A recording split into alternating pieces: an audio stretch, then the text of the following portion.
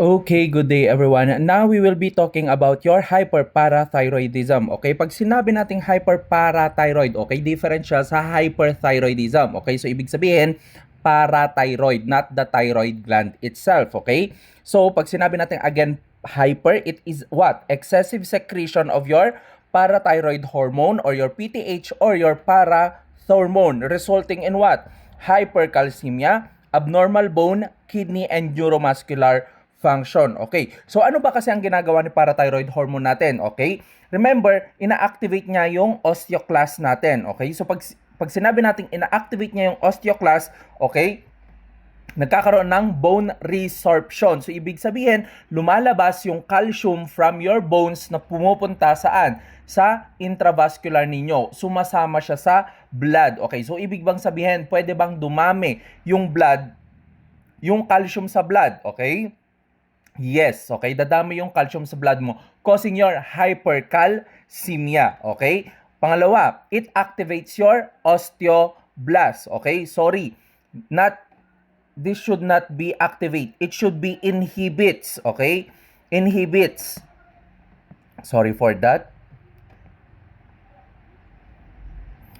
Erase ko lang. It should be inhibit. Okay? Inhibits osteoblast. Okay? Ini-inhibit niya yung what? Yung bone formation. Okay? So, ibig sabihin hindi nagkakaroon ng bone formation. Ano ang mas na-activate? Yung osteoclast ninyo. Okay? So, nagkakaroon ng bone resorption or pwede magkaroon ng bone destruction. Okay? Now, what are the modifiable and non-modifiable risk factors? Okay? Ito yung mga factors that increases the risk of having your hyperparathyroidism. Okay, first is your low calcium or vitamin D intake. Okay, saan ba na-absorb okay ang calcium at vitamin D ninyo? Okay? Malamang, 'di ba, sa GI ninyo, 'di ba? So ibig sabihin pag nagkaroon ka ng problem sa GI mo, pwede ka magkaroon ng low calcium or vitamin D intake. Okay? Tama, okay. And then poor management of your chronic kidney disease. Okay, ang problem mo ngayon dito sa may chronic kidney disease mo, saan na-activate ang vitamin D? Okay, it is activated in your kidney. Okay, so pag nagkaroon ka ng problem, okay, sa kidney mo, magkakaroon ka ng problem saan? Sa vitamin D, causing what? Okay, reabsorption or sabihin na natin absorption, okay, of your calcium saan sa may GI ninyo. Okay, sedentary lifestyle and your dehydration. Okay, sedentary lifestyle or your dehydration. Next is non-modifiable risk factor, which is your female. Okay, and then age 50 years old, genetic syndrome, and then chronic renal disease. Chronic renal disease. Okay, pag nagkakaroon ng problem saan? Nagkakaroon ng problem saan? Sa inyong kidney. Okay, so now etiology natin. Okay, so pagdating sa etiology, ito yung sinasabi natin that main causes of your disease. Okay, so ibig sabihin meron tayong primary, secondary, and tertiary. Okay, primary when, okay, sinasabi natin primary hyperthyroidism when the parathyroid itself, okay, yung parathyroid mo mismo ang may problem. Okay, so ibig sabihin may parathyroid adenoma. This is the most common. Parathyroid hyperplasia kapag dumami yung cell saan sa parathyroid ninyo, and then parathyroid carcinoma, pero rare lang naman to. Secondary hyperparathyroidism, ito yung mga ibang reason na, okay, such as your chronic kidney disease, ano pa, vitamin D deficiency, and your malabsorption syndrome. Okay, pagdating naman sa tertiary natin, ito yung long-standing secondary hyperparathyroidism causing autonomous PTH secretion. Okay? So that's your tertiary. Now, what happened? Okay, what happened? Dahil merong parathyroid adenoma or hyperplasia, 'di ba? Nag-i-increase yung what? PTH secretion ninyo. Okay? Again, ano ba ang ginagawa ni PTH ninyo? It regulates your what? It regulates your regulates your calcium and your phosphate, okay? Your PO4, phosphate, okay? So, ano nangyayari? Nag-i-increase ang bone resorption, okay? Nagkakaroon ng osteoclast activation. Ini-increase niya yung calcium, okay?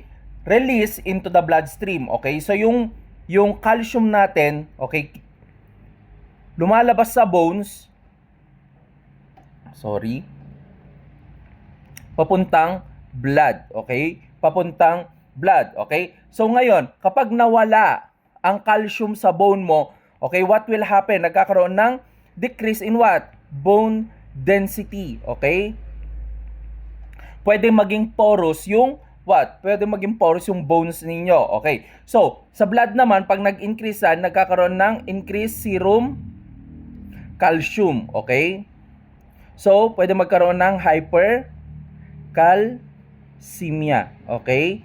Hypercalcemia, okay? Pagdating naman sa kidney, ini-increase niya yung renal calcium excretion, okay?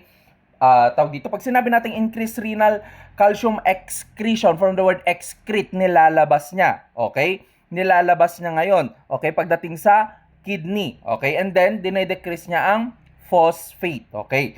Ngayon, pag ini-increase niya ang calcium excretion, nagkakaroon na ngayon ng hypercalcemia affecting bones, kidneys, GI tracts, and your CNS. Okay? CNS. Now, isa-isay natin. Pagdating sa skeleton or sa skeletal system niyo, nagkakaroon ng bone pain. Okay?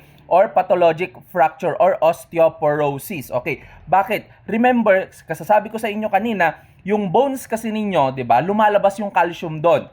Okay? Lumalabas. So, yung bones mo pwedeng maging marupok, okay? Kaya nagkakaroon ng fracture, nagiging porous yung bones, kaya nagkakaroon ng osteoporosis, okay? Pwede rin magkaroon dyan ng pain, okay? Pagdating naman sa kidney, dahil sa sobrang dami ng nag-accumulate na calcium mo, it could lead to what? Your kidney stones, okay? Your nephrolithiasis, okay?